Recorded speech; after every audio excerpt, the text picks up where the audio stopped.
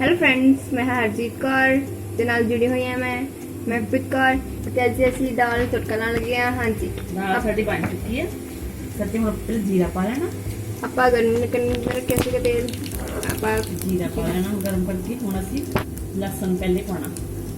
ਲਸਣ ਇਸ ਕਰਕੇ ਪਾਉਣਾ ਕਿ ਇਹਦਾ ਕੱਚਾਪਨ ਜਿਹੜਾ ਹੈ ਨਾ ਉਹ ਦੂਰ ਹੋ ਜਾਂਦਾ ਹੈ, ਸਮੈਲ ਨਹੀਂ ਆਉਂਦੀ ਹੈਗੀ। ਕਰਕੇ ਥੋੜੀ ਦੇਰ ਲਈ 1 ਮਿੰਟ ਲਈ ਅਸੀਂ ਸੇਕ ਨੂੰ ਪਾਵਾਂਗੇ। 1 ਮਿੰਟ ਹੋ ਗਿਆ। ਹੁਣ ਅਸੀਂ ਪਿਆਜ਼ ਪਾਵਾਂਗੇ।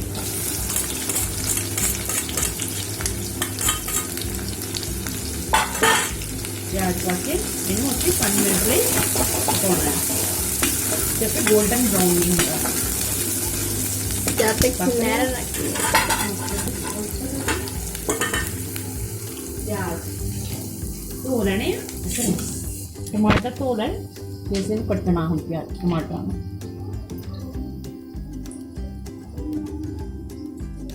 बरीक बरीक कट लेने मिक्स।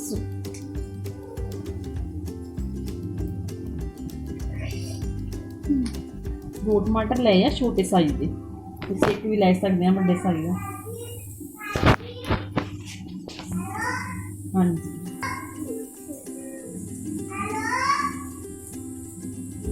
दाल हैगी है मोठा दी, मां, मूंगी ते दलमे छोले मिक्स दाल है।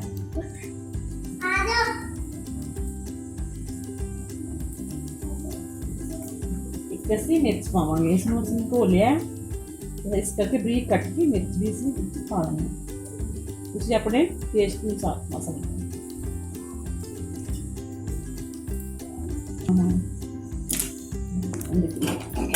जिन्हें मिर्च का खाने हैं उन्हें पा सकते हैं।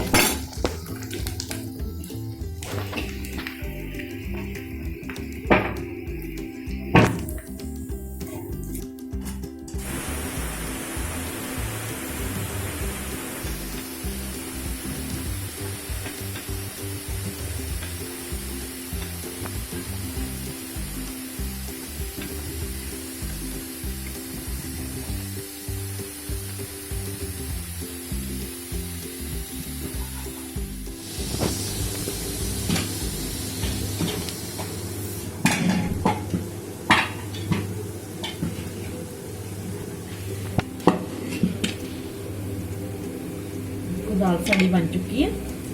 दाल साड़ी बन के तैयार है। करके हम तड़का पा के हो सकता मैं तो संगली रखी है ना, इसे अपने पतली भी कर सकते हैं पानी पा के।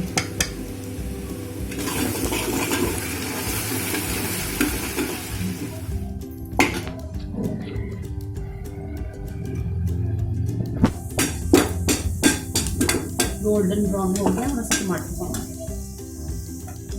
हरी मिर्च टमाटर।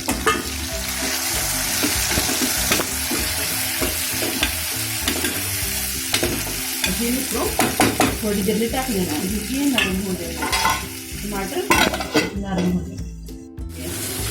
हम 2 मिनट थोड़ा सा सेक लगाना, 2 मिनट सेक लगाना है। होने के लिए थोड़ा जहा गरम मसाला पाना है। टेस्ट ये हरी मिर्च पा चुके हैं, इसलिए थोड़ी सी लाल मिर्च पाओगे, थोड़ी सी।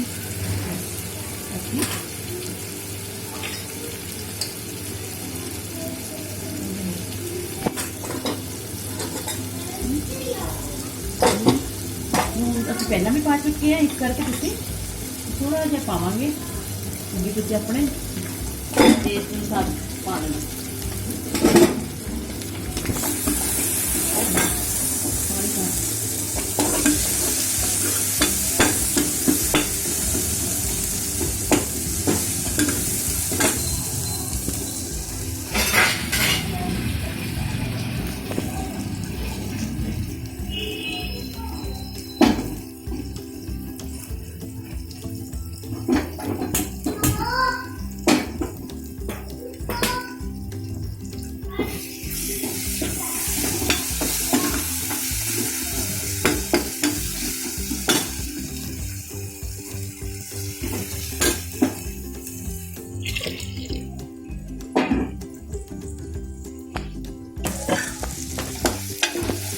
टमाटर साडा पक चुकिया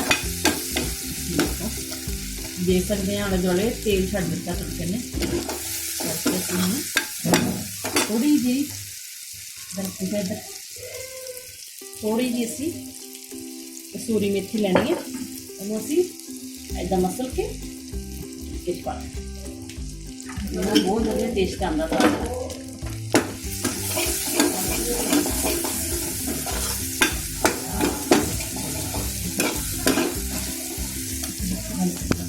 हम दाल च तड़का पा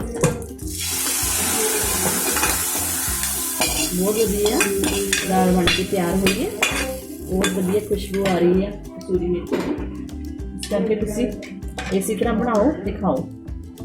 जे साडी वीडियो तुहानूं पसंद आई तो लाइक करो, शेयर करो ते सबसक्राइब करो। Thank you.